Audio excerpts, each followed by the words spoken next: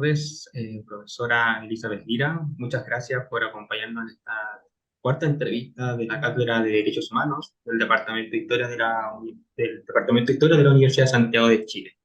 Hoy día nos acompaña Elizabeth Lira, que es psicóloga de la Pontificia Universidad Católica de Chile. En 1977 forma parte del equipo de programa médico psiquiátrico de la Fundación de Ayuda Social de la Iglesia Cristiana, FASI, e inicia su labor de atención a las víctimas de la dictadura. Entre 1992 y el 2000 integró la Mesa de Diálogo sobre Derechos Humanos. Además fue parte de la Comisión Nacional sobre Prisión Política y Tortura, la Comisión Valech, y el 2017 fue reconocida con el Premio Nacional de Humanidades y Ciencias Sociales otorgado por el Ministerio de Educación. Entre algunas de sus más importantes obras, de su vasta producción académica, muchas junto a Brian Lockman, ¿cierto? Se encuentran Las suaves cenizas del olvido, Vida chilena de reconciliación política, de 1814 a 1932, Las ardientes cenizas del olvido, de 1932 a 1994, y una trilogía muy interesante, ¿cierto? Estos tres tomos del Poder Judicial y Conflictos Políticos, que abarca desde 1925 a 1990. Actualmente, la profesora es titular de la Facultad de Psicología de la Universidad Alberto Hurtado y, como le decíamos en un comienzo, desde la Cátedra de Derechos Humanos de la Universidad de Santiago de Chile le damos las gracias por estar aquí hoy con nosotros. Quisiéramos partir con una pregunta bien general, pero a propósito de la conmemoración de estos 50 años. ¿Qué opinión le merece las diferentes conmemoraciones que se desarrollaron en el país desde septiembre en adelante durante este año, justamente a propósito de esta conmemoración? A mí me tocó participar en varias instancias de conmemoraciones en distintas universidades, en regiones y en Santiago. Y en general me parece que fue una iniciativa académica, una iniciativa política, una ocasión para poder reflexionar sobre nuestra convivencia política, las deudas históricas que han quedado desde la dictadura en adelante, especialmente con las víctimas. Y pienso que esta ocasión de reflexión no debiera ser solo con ocasión de los 50 o los 40 años, como también ocurrió, sino que con más frecuencia, porque creo que hemos perdido la noción de corresponsabilidad en relación con lo que ocurre en nuestra sociedad. Y estas instancias han permitido pensarlo desde esa perspectiva. Gracias. Y en ese sentido, ¿cuál es su valoración justamente tras estos 50 años sobre los procesos de justicia, reconciliación y de memoria en el país? Mira, de justicia, yo creo que eh, depende de la manera como lo miremos, pero me parece que hay una importante transformación de la perspectiva de la Corte Suprema respecto a su responsabilidad en relación con este tipo de casos. Em, Hay alrededor de 600, no me acuerdo de memoria la cifra, entre el año 2001 y el año 2021, de casos que fueron cerrados con sentencias de la Corte Suprema que se refieren a situaciones de desaparición forzada, de ejecución arbitraria, de tortura. Y creo que cada una de las sentencias aporta, contribuye a una parte de la historia del país que necesitamos conocer. En materia de reconciliación política, yo creo que el gran cambio histórico es que fue siempre la modalidad de reconciliación política se basó en la impunidad de todos los sectores involucrados.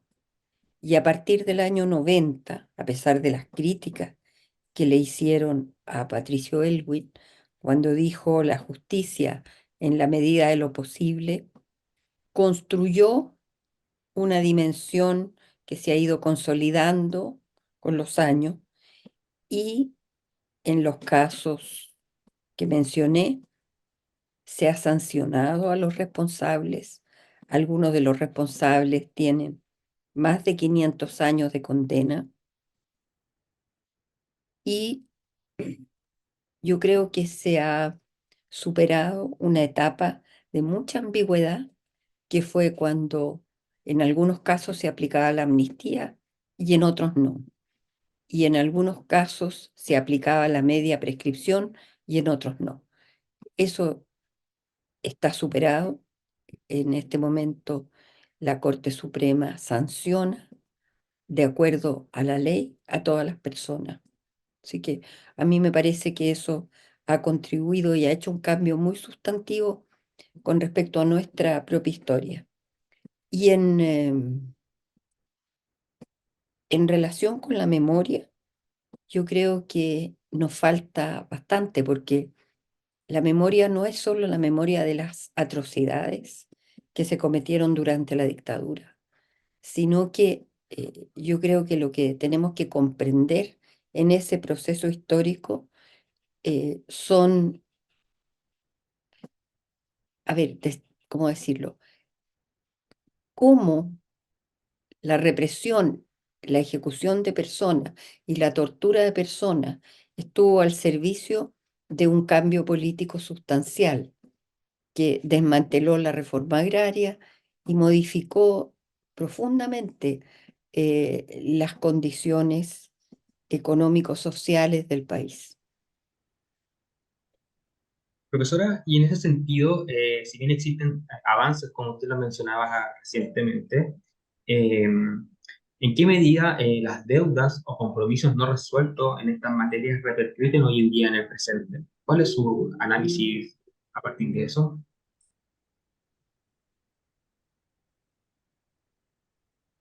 Yo creo que tenemos que estudiar mucho más para poder entender cómo repercuten, porque si uno lo analiza desde la perspectiva de lo que podemos aportar desde la psicología, el hecho que hayan miles de familias donde hubo personas importantes de la familia, como el padre, la madre, los hijos, vulnerados de una manera drástica y en algunos casos se les privó de la vida, pero además cuando desaparecieron, se opuso a la familia en la perspectiva de buscarlos permanentemente.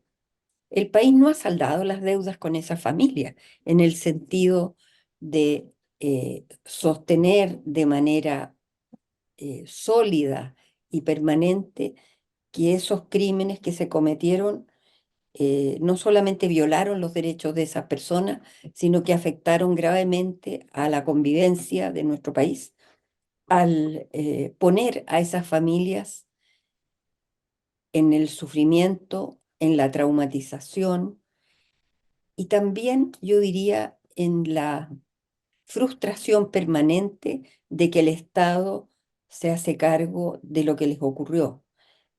Muchas familias han quedado muy heridas, con muchos padecimientos psicológicos que nadie debió causarles. A mí me parece que cuando pensamos en las reparaciones, pensamos en algo que pueda restablecer las condiciones de las personas en su vida.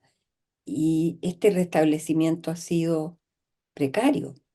O sea, a mí me parece que cuando nuevamente el Estado debe proponer un plan de búsqueda de los desaparecidos, ¿por qué es? Porque la mayoría de los desaparecidos permanecen desaparecidos. Entonces tenemos una gran deuda. Profesora, recién usted mencionaba la existencia de memorias múltiples, ¿cierto? Y hoy en día, probablemente, quizá por la abundancia de medios de comunicación, redes sociales, somos más, nos damos mayor cuenta de esta existencia de diferentes memorias. ¿Cuál es su diagnóstico a propósito de estas múltiples memorias que hoy en día circulan Bueno, sobre el golpe, sobre la yo creo que dictadura? eso es bueno para la sociedad, porque significa que a distintas personas les importa y les preocupa lo que ocurrió. Yo creo que precisamente la gran contribución de los investigadores y las investigadoras, de los académicos y académicas, es investigar qué fue lo que efectivamente ocurrió, a quienes afectó, y que esa memoria esté construida sobre la base de evidencias y datos sólidos, porque el negacionismo se construye sobre la duda y después el descalificar que la información nos conduce a falsedades. Y en este país tenemos mucha investigación histórica, política, social sobre lo que ocurrió. Enseñamos poco, sí, sobre eso. Y en ese sentido, ¿cuál cree usted que es el valor más importante que ha entregado el movimiento de derechos humanos a la historia de Chile, justamente desde la dictadura, la transición a la democracia y en el presente, a propósito, por ejemplo, del estallido social o la revuelta del 2019?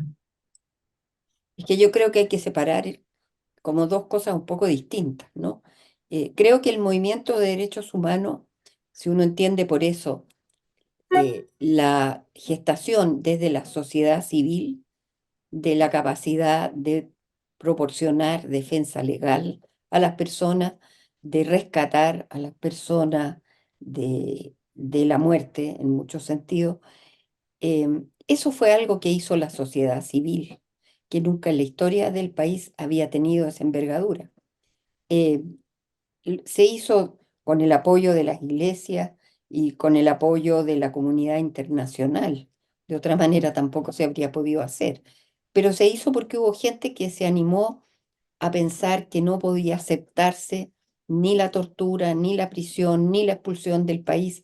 Y entonces es interesante ver cómo los abogados, los profesionales, las profesionales usaron todos los recursos institucionales posibles. O sea, en este país se denunció a la Comisión Interamericana de Derechos Humanos, a Naciones Unidas, a la OIT, a la Organización Mundial de Juristas, a la Amnistía Internacional. Y todas esas organizaciones internacionales y esas redes apoyaron a las redes de Chile, porque lo característico del país, a diferencia de todos los países de América Latina, era que se había derrocado un gobierno democráticamente elegido que había propuesto hacer la transición al socialismo a través de las estructuras democráticas. Y eso yo creo que produjo mucho impacto en muchos países en Europa, porque parecía como un modelo interesante, y también produjo la reacción brutal de la conspiración nacional e internacional para derrocarlo. La dictadura fue resistida, sobre todo al final, muy desde la unidad generada por el concepto de derechos humanos como un concepto político y ético más amplio que las visiones partidarias. Y yo creo que eso fue algo muy importante en distintos momentos, sobre todo hacia el fin de la dictadura. El punto que yo veo distinto es que esa fuerza que se puso y que generó la transición y pudo instalar distintas leyes de reparación para las víctimas, dejó atrás la posibilidad de formar en derechos humanos en los colegios, en las universidades, de la manera como era necesario. Yo creo que ese es un punto que es una deuda. Ahora, el estallido social tiene un componente bien importante que habría que investigar. eh, Hay una movilización gigante en el país, en todas las regiones, y movilizaciones pacíficas que movilizaron millones de personas que estaban detrás, digamos, de el reconocimiento de derechos económicos, sociales fundamentalmente. Ese era el gran planteamiento, por eso el tema de las AFP, por ejemplo, el tema de la salud. Pero a diferencia de otros tiempos, esa movilización no tenía caras visibles y tuvo un componente de violencia material y de saqueos y de destrucción que nunca tuvo ninguna movilización durante la dictadura. Entonces, ¿cuál era la legitimidad de las movilizaciones en todo tiempo? La demanda legítima de las personas, de los planteamientos políticos, pero al mismo tiempo el respeto por el espacio y los derechos de los otros. El estallido social, y a mí me parece que eso es algo que hay que investigarlo, tuvo un componente delictual importante que ha sido lo que ha permitido, comillas, que distintos sectores descalifiquen esa movilización. Y hoy día tenemos que la pequeña parte del estallido que fue delictual termina siendo el recuerdo, la memoria y digamos, la forma de categorizar lo que ahí ocurrió. A mí me parece sumamente grave porque la descalificación de la movilización, convirtiéndola en delito, es algo que no permite reconocer el valor de esa movilización, pero la imposibilidad muchas veces de identificar cómo esa violencia delictual no tenía nada que ver con las demandas sociales. O sea, yo me pregunto, ¿quién destruyó el Museo Violeta Parra? ¿Por qué tenía que quemarse la Universidad Pedro de Valdivia? ¿Por qué tenía que quemarse un teatro, el Teatro Normandí? Eso no tiene absolutamente nada que ver con la movilización. Y entonces creo que la dificultad de poder identificar ciertos valores en las movilizaciones y ciertas distinciones en los medios de lucha son lo que han permitido una tremenda descalificación que ha ido en perjuicio radical de las víctimas del estallido. En todo discurso, incluso en la franja electoral reciente, se los ha tratado de delincuentes. Y las víctimas del estallido son personas que cualquiera que haya sido su conducta, no merecían perder un ojo, no merecían quedar con daños neurológicos, ni quedar con los perdigones en el cuerpo. Interesante su reflexión, profesora. Justamente usted recién tocaba un tema que me gustaría profundizar un poco sobre los avances de los negacionismos y la emergencia de interpretaciones históricas sobre las violaciones a los derechos humanos, en este caso en dictadura, las cuales de alguna manera ponen en tela de juicio justamente su veracidad y, y la parte y el momento que ocurren en la historia del país. Hasta el punto a veces de poner como en casos más extremos justamente el desarrollo económico de Chile en los 80 con la necesidad de la violación a los derechos humanos, justamente como casi cuestiones inevitables, una visión súper cruda de la realidad. Bueno, yo creo que eso es una expresión de cuán deteriorada está la ética en la política, porque recurrir a justificar algún progreso económico con el exterminio o la tortura de personas, a mí me parece que eso degrada la política. Y aunque las personas, lo que ocurre es lo siguiente, yo creo que hay que distinguir cuando la gente justifica las violaciones de derechos humanos a propósito del desarrollo económico, eh, y tiende a explicarlas como situaciones inevitables. A mí me parece que hay que escuchar eso, porque si, digamos, si alguien cree que se puede justificar la muerte de otros o la tortura de otros, que son los bienes, en el fondo es atentar contra los bienes máximos que es la dignidad y la vida de otras personas, hemos invertido el valor real de la vida humana. Y a mí me parece que eso habla de una degradación del relato político, porque la historia demuestra que efectivamente se torturó, que efectivamente se ejecutó personas y se desaparecieron personas. Entonces, el intentar que eso no existió, en este país por lo menos, es muy difícil de sostener.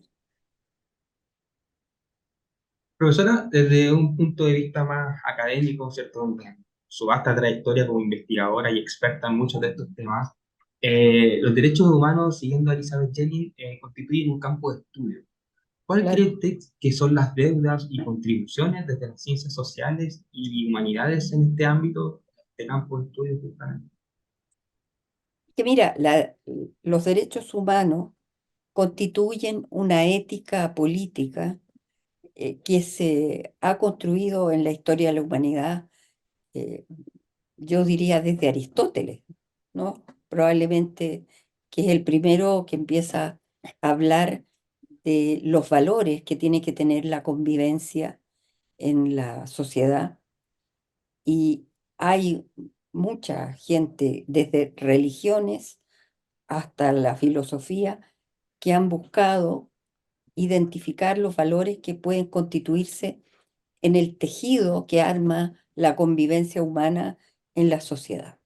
Ahora, en una sociedad como la nuestra, que está basada en prácticas autoritarias, en formas de discriminación de género, racista, clasista, tenemos un gran desafío porque constituir a los derechos humanos como eh, la estructura ética que debiera regular esta convivencia nos obliga a enseñar derechos humanos, pero nos obliga también a modificar o trabajar con las prácticas sociales habituales.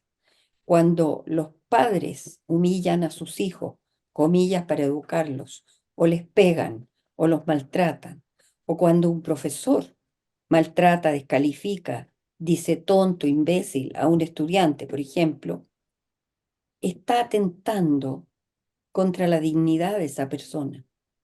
Y eso va contra el principio fundante de los derechos humanos. Entonces, a mí me parece que aquí no todo es un problema político y del Estado, es un problema de las prácticas sociales, de las relaciones entre personas, del maltrato que existe en este país a nivel doméstico y que cruza todas las clases sociales y el maltrato que hoy día uno aprecia en las redes sociales como una forma de prevalecer sobre otros. Eso atenta contra la dignidad de esos otros. Sí, justamente usted forma parte, entiendo que es directora actualmente del Centro de Derechos Humanos de la Universidad de Alberto Hurtado. Desde ese equipo interdisciplinar de investigadores e investigadoras que ustedes los congregan ahí, ¿cuál es la perspectiva más fuerte que han estado impulsando en estas investigaciones últimamente y dónde usted ve que son una nueva contribución a las investigaciones que se han ido realizando, justamente para llegar a estos nuevas generaciones, nuevas personas interesadas? Bueno, mira, el Centro de Derechos Humanos se basó en un programa que hicimos en el 2015 que se llama Memoria y Derechos Humanos. Ahí desarrollamos varios proyectos, un proyecto Anillos, unos proyectos Fondesit y un proyecto Newton, que apuntaron al tema de la violencia, la memoria, eh, una de las investigaciones más fuertes que hicimos fue el modo de registro, por lo tanto, el modo de memoria documental que los organismos de derechos humanos hicieron respecto de las víctimas y de las acciones que se hicieron en favor de las víctimas. Entonces investigamos el archivo del Comité de Cooperación para la Paz y el Comité de la Vicaría de la Solidaridad. También trabajamos un proyecto entre varios países sobre la búsqueda de los desaparecidos y cuáles son los modos en que el Estado debe responder a esa familia, que en muchos casos no es encontrar a los desaparecidos, sino que es darle una respuesta como Estado a cada una de las familias sobre lo que se hizo para encontrarlo, sobre lo que se sabe en qué condiciones desapareció. Pero eso hasta ahora no se ha hecho nunca.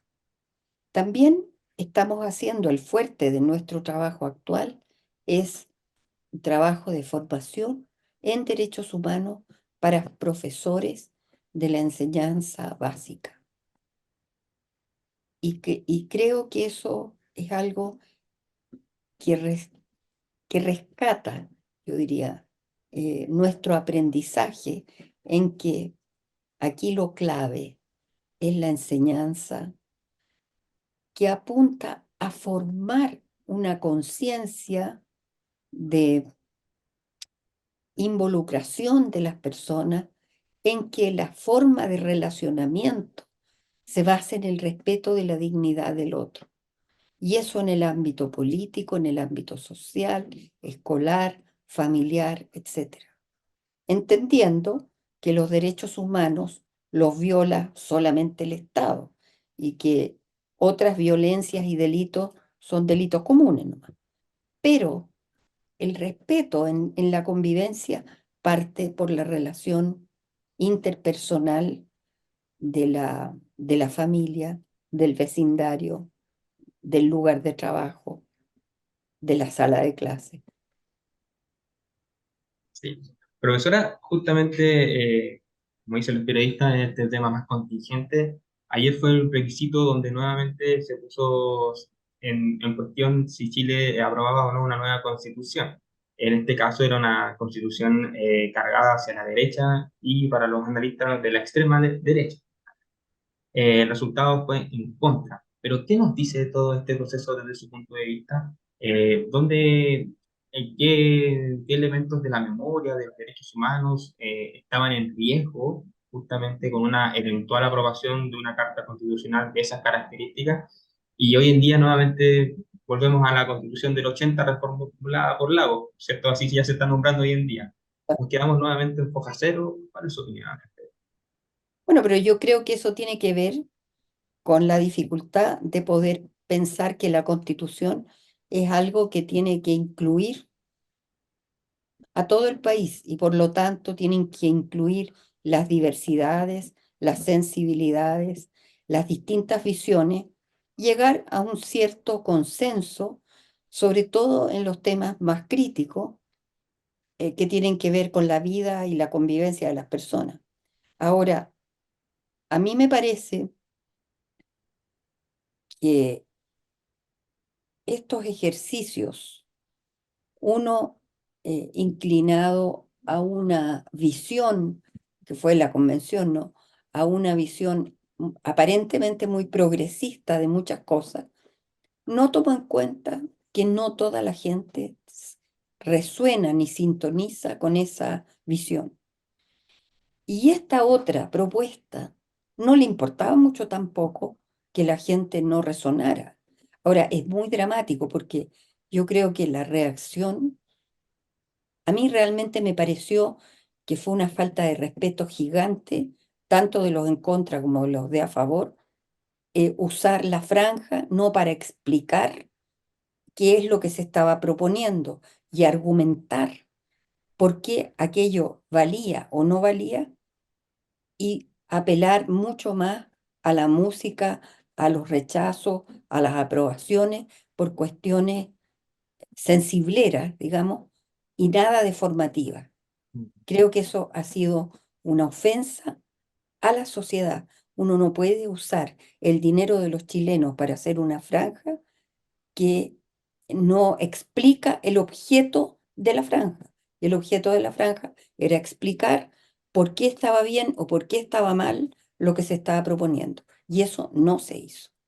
Entonces, a mí me parece que lo que se ha producido también es un rechazo de la gente a una forma de hacer política que no comprende, porque resulta que nos dicen una constitución si a las personas no se les explica qué es lo que debe tener o no tener una constitución. ¿Cómo van a poder saber si esto es bueno o esto es malo? Entonces yo no entiendo que digamos, el votar en contra haya sido como una evaluación del contenido de la propuesta, sino que es una cuestión mucho más visceral de desconfianza y de ignorancia de lo que ahí se proponía.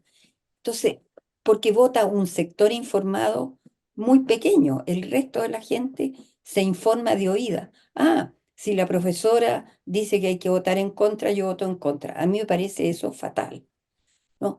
Y lo que tenemos que hacer es educar a la gente para que tengamos ciudadanos informados y responsables, que es lo que más cuesta formar en los estudiantes, ¿no? Que se hagan responsables de sus conocimientos y de sus decisiones. Justamente. Bueno, era inevitable pensar a propósito de lo último que usted comentaba, porque en el Día de la Palabra, justamente, tuve la oportunidad de escucharla en el seminario que hubo a propósito de la entrega del Anuario de Derechos Humanos del Centro de Derechos Humanos de la Universidad de Chile.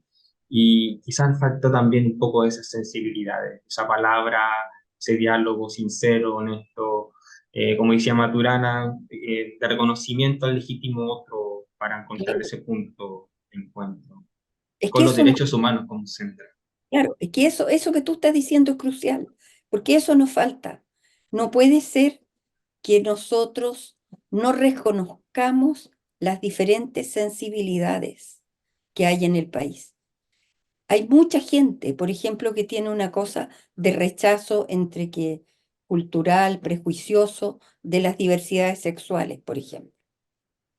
Mientras no haya un reconocimiento legítimo que cada persona tiene derecho a expresar su sexualidad, cómo siente que es, lo que siente que es, entonces vamos a tratar de cambiar a esa persona y se han hecho esfuerzos terapéuticos que son absurdos, en fin, pero como ocurría hace 50 o más años atrás, cuando un niño era zurdo, lo obligaban a usar la mano derecha.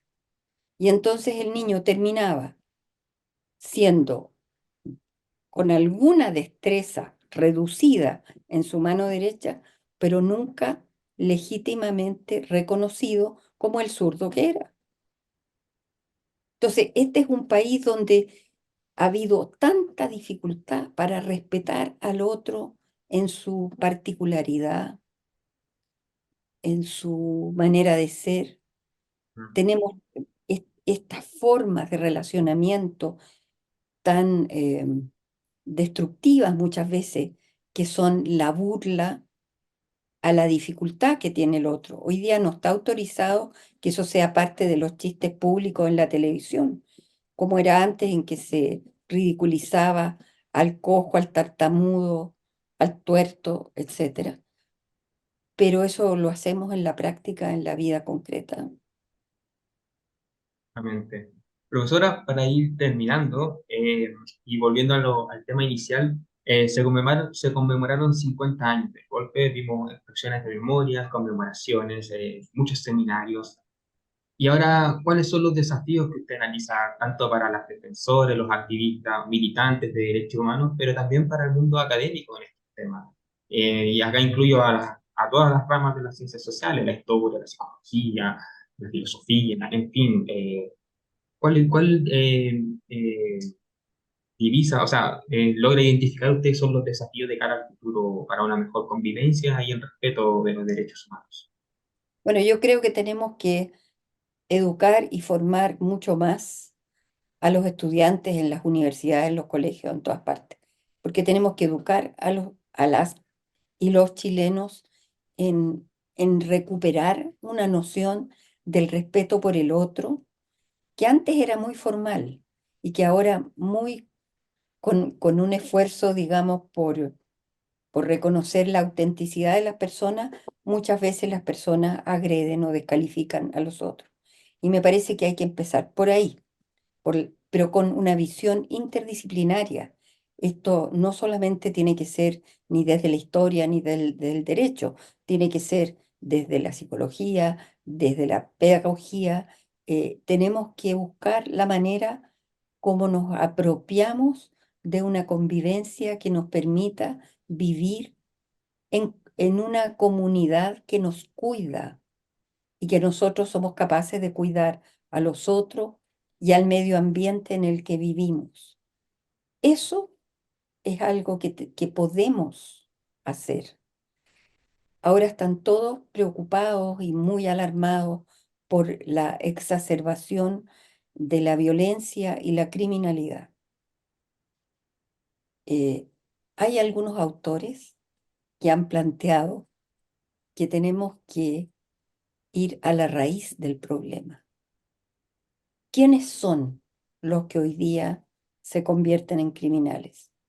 Muy probablemente niños que fueron maltratados, abandonados, no educados, no cuidados en sus propias familias.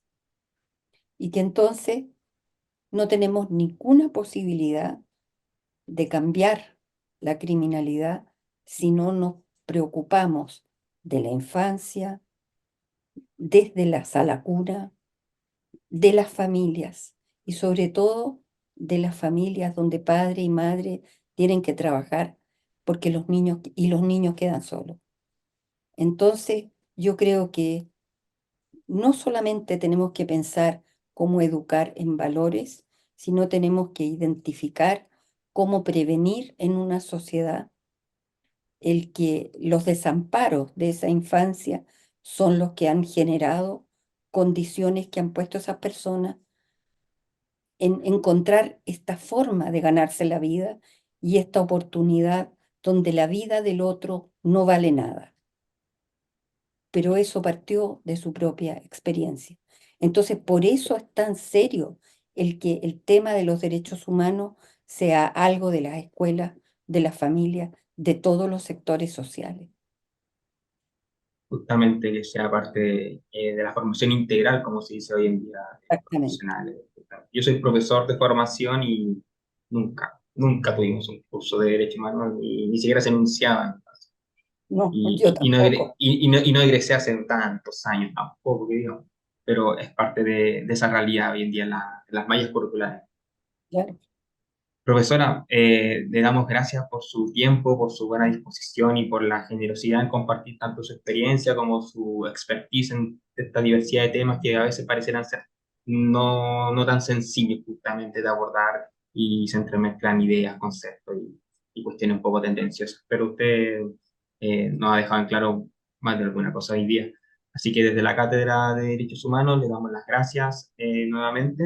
Sin lugar a dudas, es un excelente insumo audiovisual para nuestro proyecto que estamos desarrollando ahí en la Universidad de Santiago. Así que probablemente algún día no vayamos a encontrar. Muchas gracias a ustedes. Es siempre muy interesante conversar y pensar porque tenemos que seguir pensando para poder mejorar este país. Muchas gracias.